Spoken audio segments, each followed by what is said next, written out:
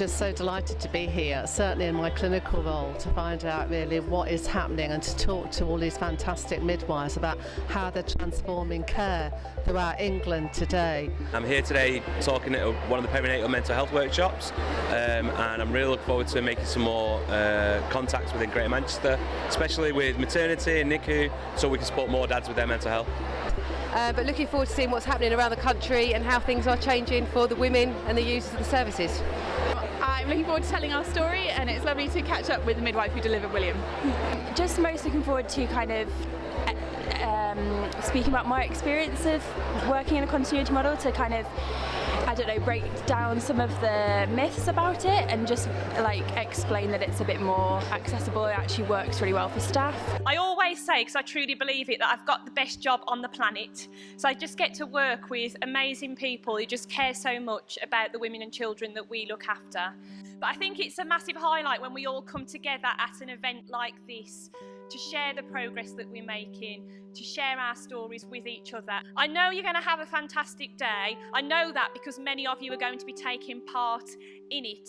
And when we have the opportunity to hear from you, that's always the most powerful of all. We've really got confirmation in the long-term plan that not only Better Births is here to stay, we're going to be building on it, and we're going to be doing even more exciting initiatives and have more related investments over the next 5 years. We've got absolute commitment right from government and the top leadership in the NHS that Better Births is the strategy, and the only thing we've needed to do is put some more investment into some of the areas where we knew we needed to do better anyway. So that feels really positive. I'm sure it's probably going to be the first of 1,000 times today I'm going to say continuity of carer. You know what, I feel like we can do it because we've just got so many amazing professionals that are dedicated to doing this alongside women who are just so willing to help us transform our services. And that's a lovely link into the real stars of my introduction.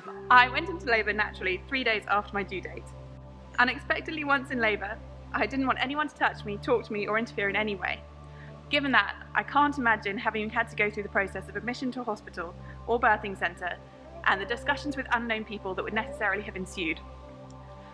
A home birth was the right choice for us, and a key part of that was continuity of care that we received from Sarah. Antenatally, being in Sarah's care meant that we had a midwife who had a much clearer overview of my pregnancy and me as a woman in her care than someone who just picked up my notes. The benefit of knowing my midwife at birth was huge. To manage the pain of labour, I needed to be undisturbed and to focus on my breathing. Sarah knew my birth plan and my preferences for each stage. She didn't have to ask me any questions, and I barely had to break my focus over the hours of pushing. My confidence that I was safe and well supported, and the comfort that came from being in a familiar environment, was made possible by the home birth team and the continuity of care and support that we received from Sarah, and I'm extremely grateful for these and for the NHS. Like, that's just the best part, is seeing and feeling William growing every few weeks and then actually getting to hand him over to Alice for the first time. It's just made work so much more enjoyable because I know that I'll get to build a relationship with women and get to see how they're doing.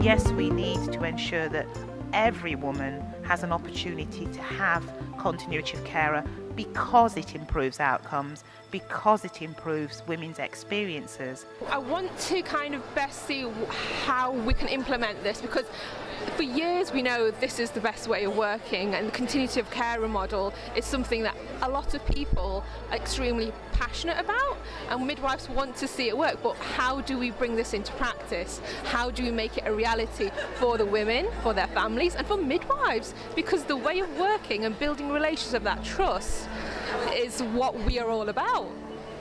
And we feel so lucky that we had such a positive experience through both of my pregnancies and through my birth experience, being part and looked after by this small team of midwives who looked after us all as a family and didn't just see it as a pregnant woman having a baby. So why does continuity of carer matter? It matters because of voices like this and real stories like this that mean real things to real people. But from our side of the fence, it equals safe outcomes and a good experience.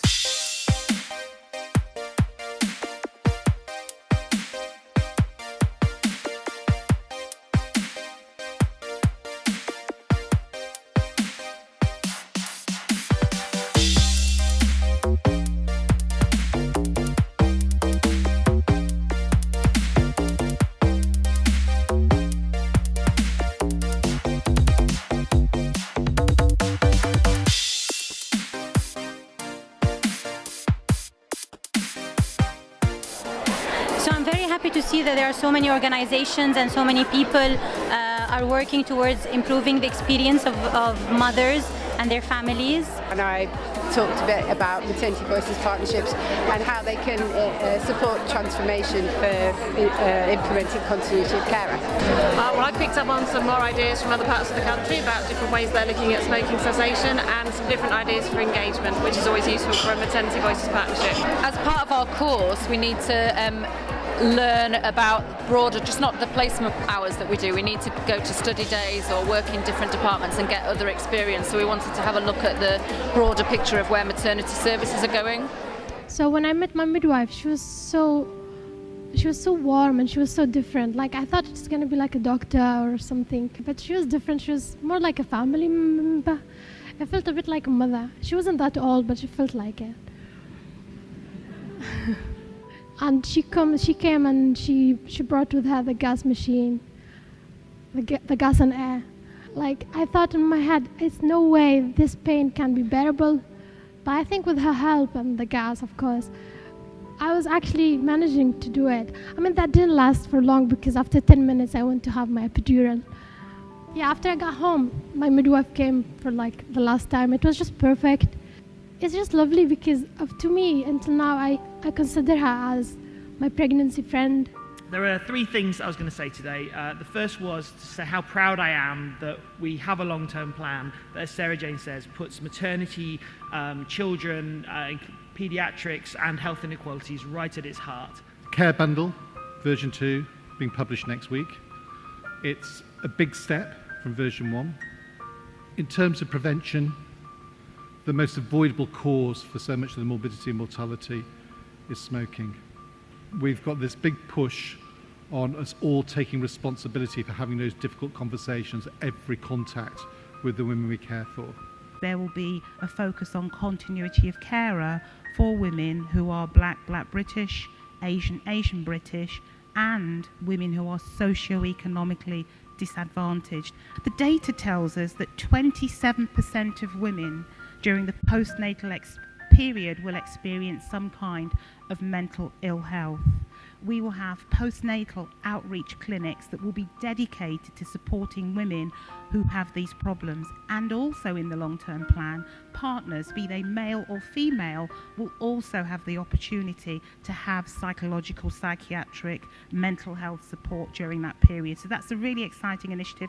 And there are parts of the country where neonatal nurse staffing and medical staffing are not particular problems, and we need to understand why they're not a problem in some areas and in others, and put in mitigation plans. It's really important that we make sure that we get the women transferred before birth and stop the postnatal transfers with the dangers that brings to the baby. People really know that it is happening. And we've had some wonderful examples of that.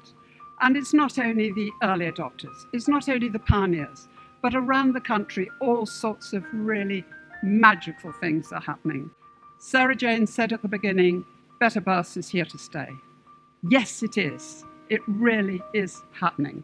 And I just think of the quote that success is not final. Failure is not fatal. It is the courage to continue that really counts. Please retain your courage and let us make lives so much better for so many people, for women, for babies, for families. Thank you very much.